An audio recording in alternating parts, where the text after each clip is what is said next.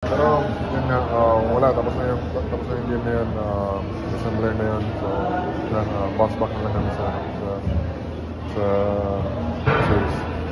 Next game sa Friday. Tagal naman yung third quarter may nakabaki.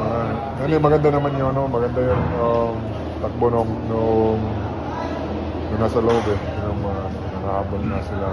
Yun nga, turnover. Dami nga namin turnover, so yun talaga. Ayun, bawi na lang kami. Wala kayo nila. Kahit collision kanina kay Mitchell. Okay lang ako. Thank you.